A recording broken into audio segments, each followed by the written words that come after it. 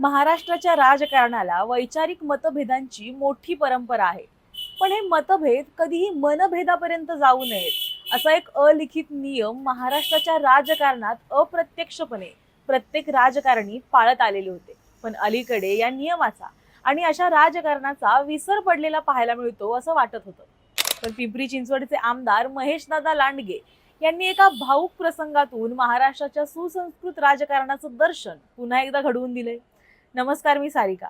तर महापालिका निवडणुकीत पुण्यात सगळ्यात जास्त गाजलेले दोन नेते म्हणजे महेशदादा लांडगे आणि अजितदादा पवार.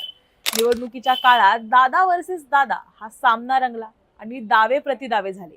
मात्र अजितदादा पवार यांच्या निधनानंतर महेश लांडगे यांनी व्यक्त केलेली भावना ही केवळ एका नेत्याची श्रद्धांजली नव्हती, तर ती महाराष्ट्राच्या राजकीय संस्कृतीला मिळालेली नवसंजीवनी ठरली.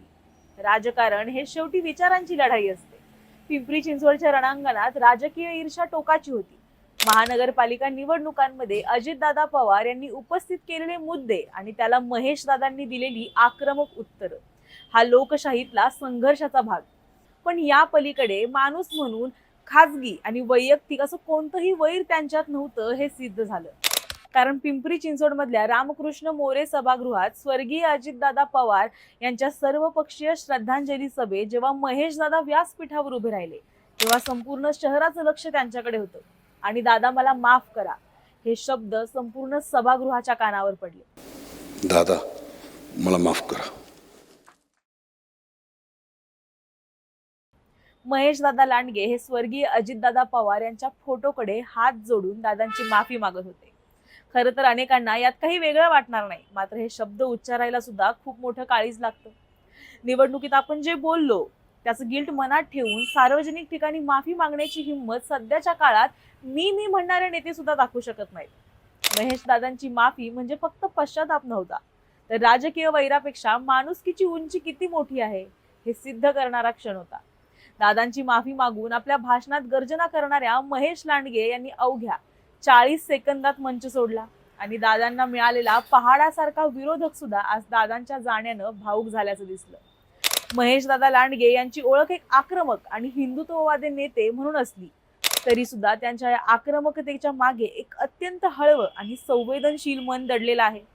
स्वर्गीय अजितदादांच्या जाण्यानं निर्माण झालेली पोकळी आणि त्यांच्या प्रती असणारा आदर महेशदादांच्या डोळ्यात आणि शब्दात वारंवार दिसून येतो. राजकारणात टीका टिप्पणी ही क्षणिक असते, पण संस्कार हे कायमस्वरूपी असतात.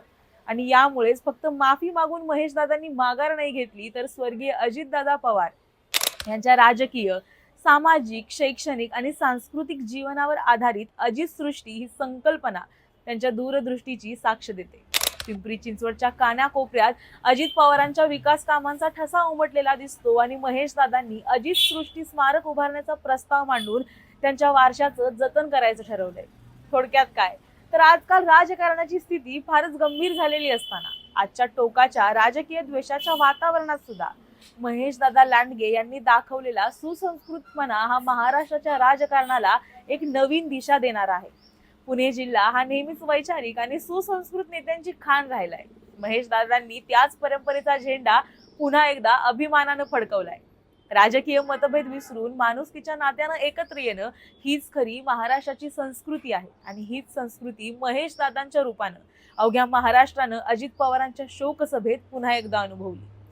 राजकारणात विरोध असतो, पण तो वैचारिक, आणि तो मतभेद मनभेद नाही झाला पाहिजे याचं जिवंत उदाहरण म्हणजे आमदार महेशदादा लांडगे. तुम्हाला याबद्दल काय वाटतं हे मला कमेंटमध्ये नक्की सांगा. आणि अशाच ताज्या बातम्यांचे अपडेट्स जाणून घेण्यासाठी पॉलिटिकल महाराष्ट्राच्या फेसबुक, इंस्टाग्राम आणि यूट्यूब चॅनलला फॉलो करायला विसरू नका. धन्यवाद.